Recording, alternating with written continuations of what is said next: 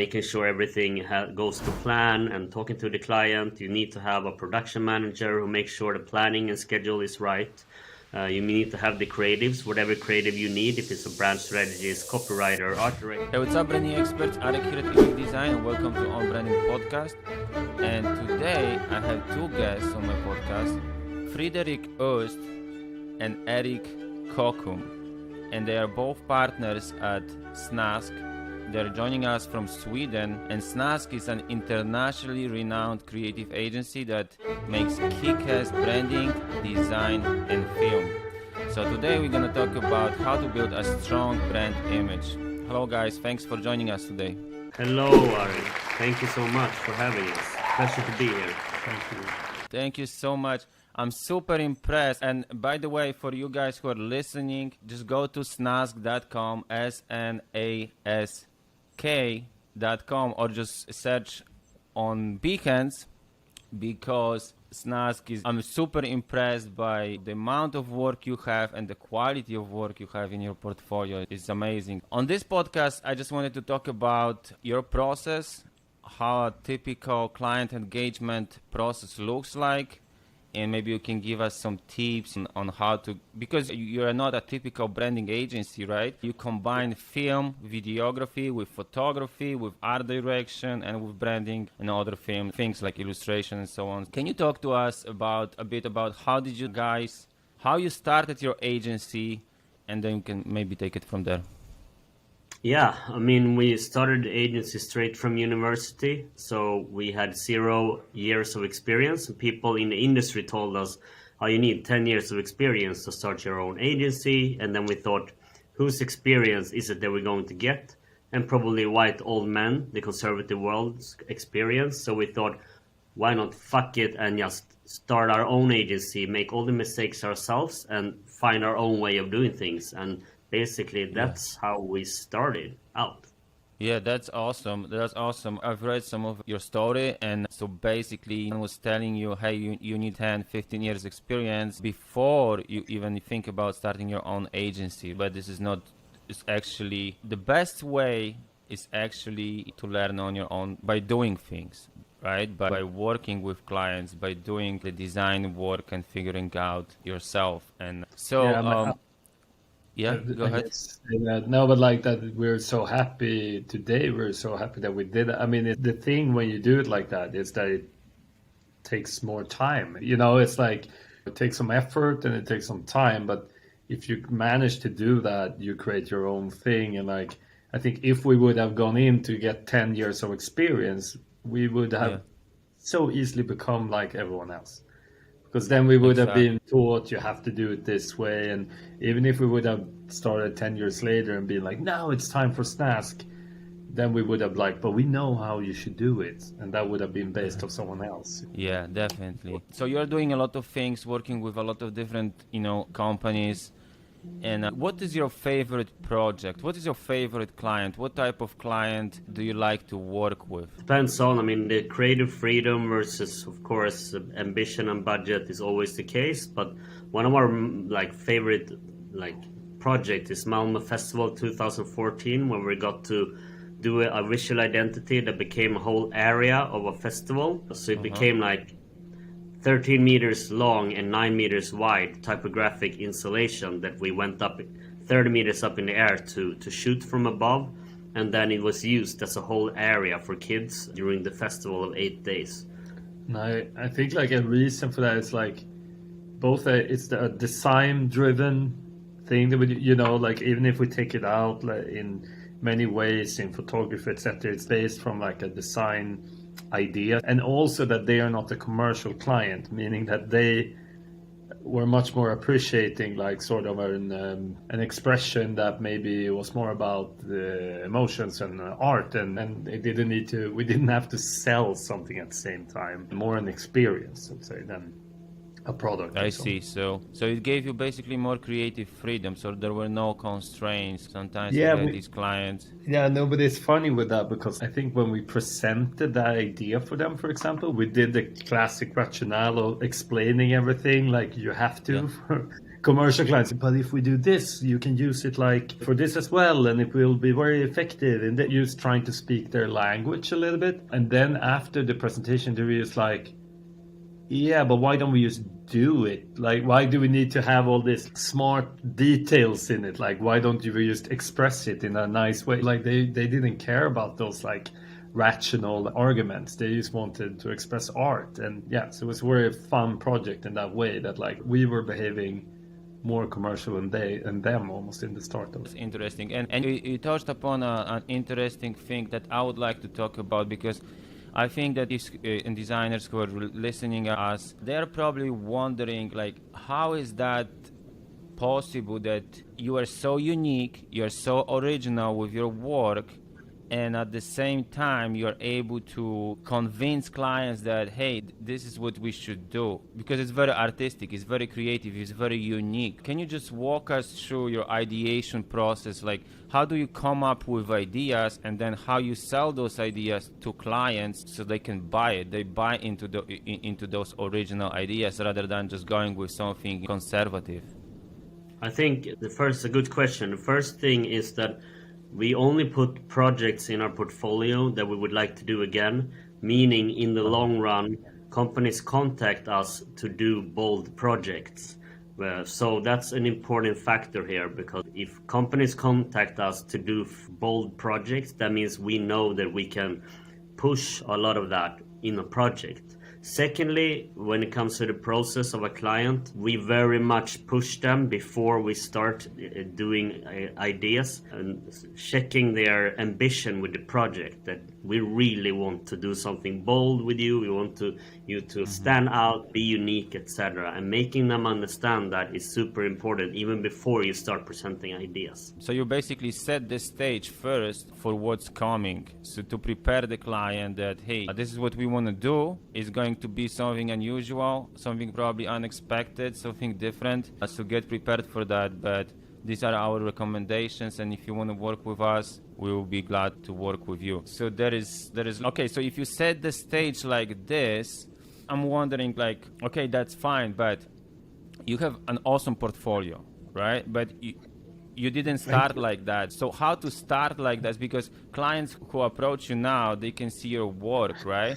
But for those designers who are maybe just starting out, or they're out of school, or they have a small agency and they want to do some more creative stuff, more artistic, what would be your recommendation to how to do that? Do you really have to have this type of work in portfolio before you even try to create something original with your next client, or? But I think if we started with the student side, the student years is such a great opportunity to try things out, like to do things that are not client project, to do whatever you want to express, and maybe like find your style, find your passion within the field, which is something that we did. So we had an idea of what type of style Snask should be and where we wanted to go.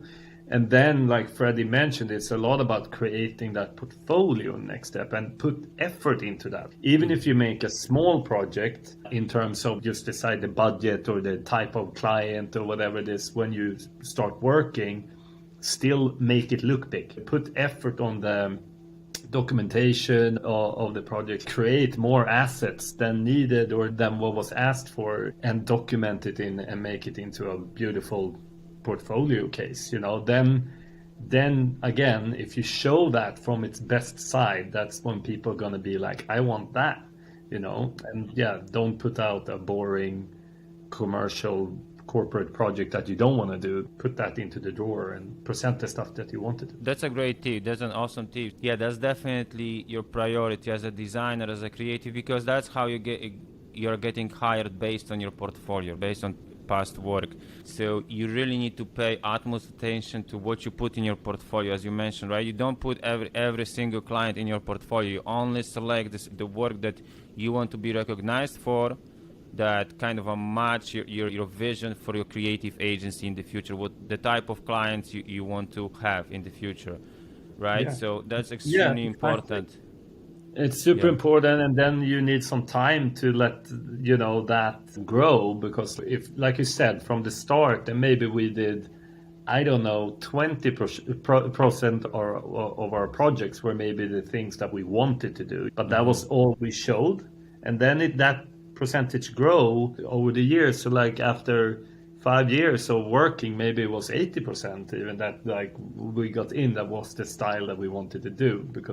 But you need to start somewhere, and of course you need to maybe get some money in as well and so on. So it's nothing wrong with taking a project as well that is maybe not your style, but still to make the wheels turn, and then you can maybe use some of that money to create stuff that you want to show. So a great for creatives, designers who are listening to us. So basically, your priority is to work on your portfolio, but don't sacrifice the money, because the money needs to you need to pay the bills and so on. So you can still take on clients that make a good profit for you, even if they are more conservative. Even if you don't show this work on your portfolio, you still can take on these clients. But then eventually, as you mentioned at the beginning, it could be only 20%, so you can have money coming in, and then you can just focus on showing the type of work that you want to do in the future. I'm really wondering how you guys, like, how big is the team, first of all, because you guys are partners, right? So you're creative directors. You talk to, I assume you talk to clients and then brief your team of designers, animators, filmmakers, and so on. So how do you guys collaborate together?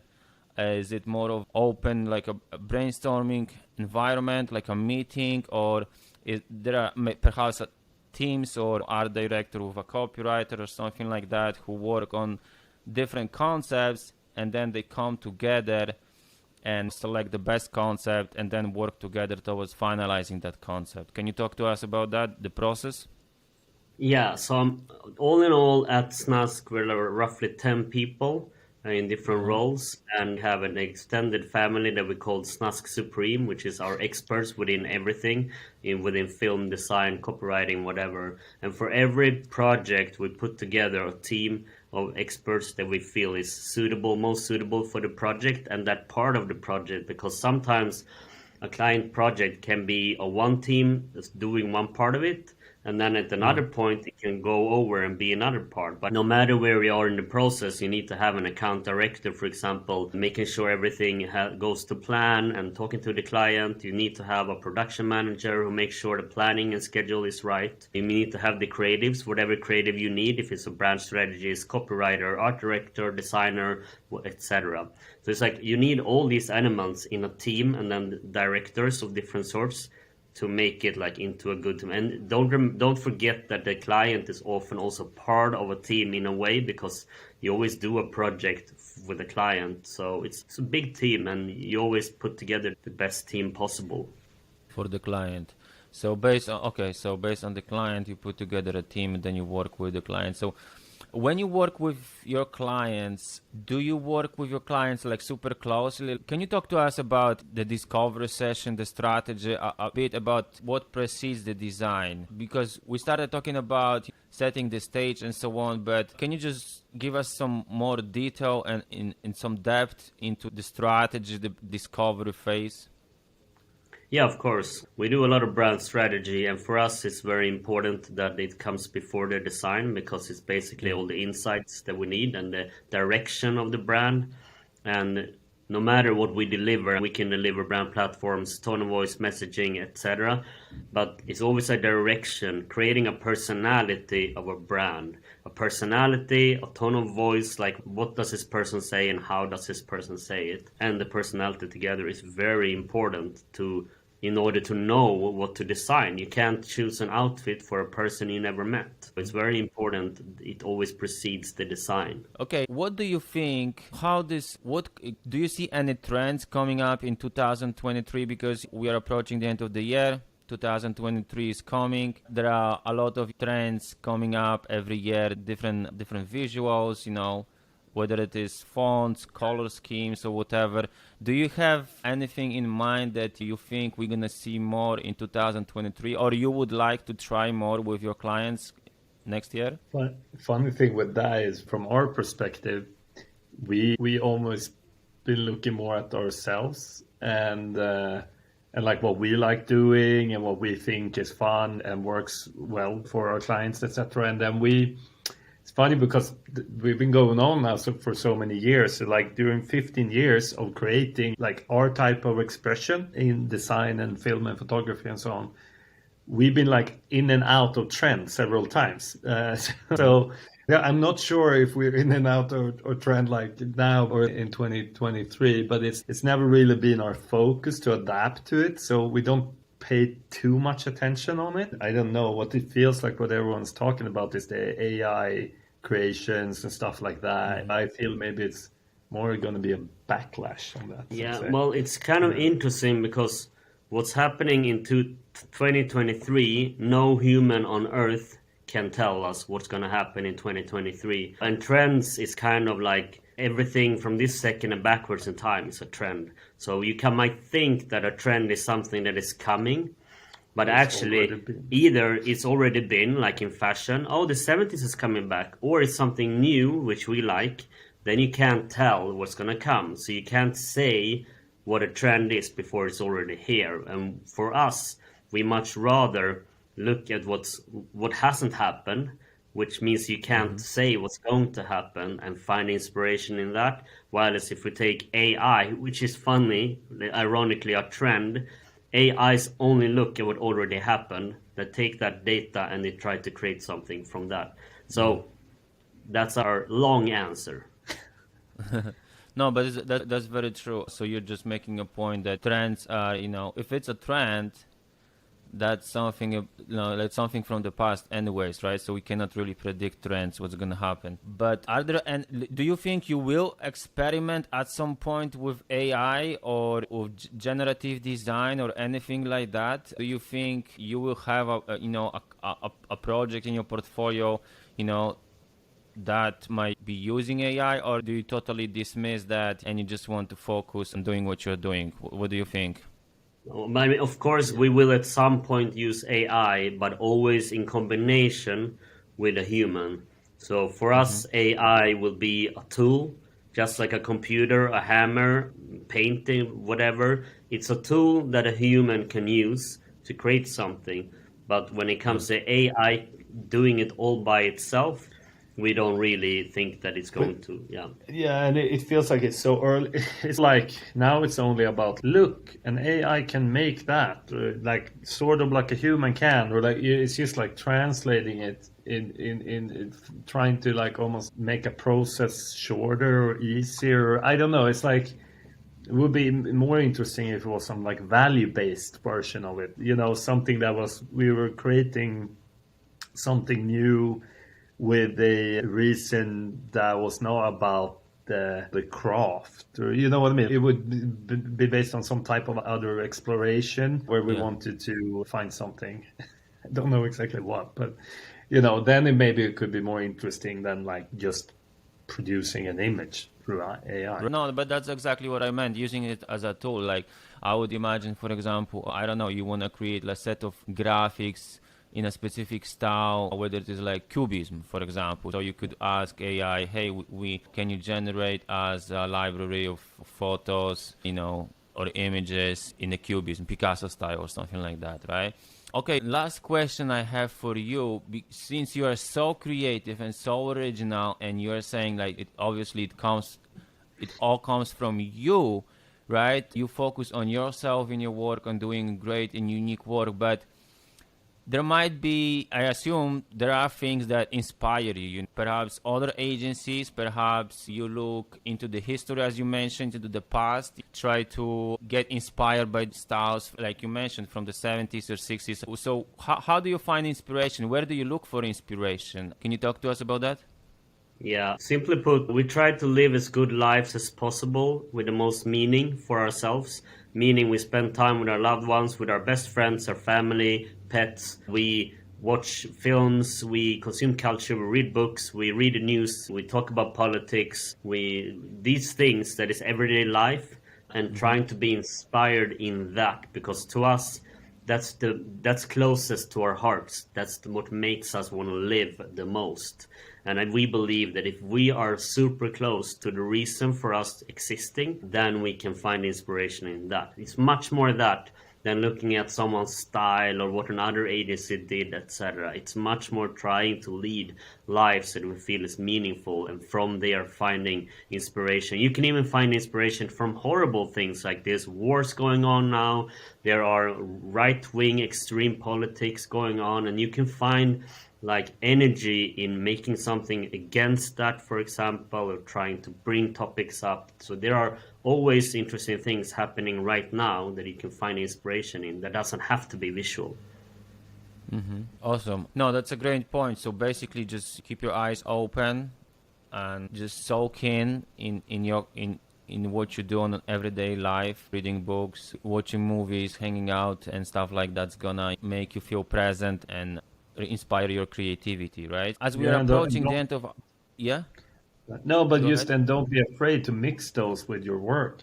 You know, it's like sometimes people live that life and they do things. They read books and watch movies or go to a museum, but they like don't take. Then they go to work and they like close the door to it. And oh, I'm at And work. forget And I'm about just, that. exactly. Yeah. And it's like that's what makes it more fun. If we talk about politics at home and we feel something, and then you go into work and be like, I felt this about this. Can we, that's the inspiration. Then you can like maybe express it somehow during your day and or in a project or whatever. So it's also to let that happen a little bit, or that's also Yeah. the thing.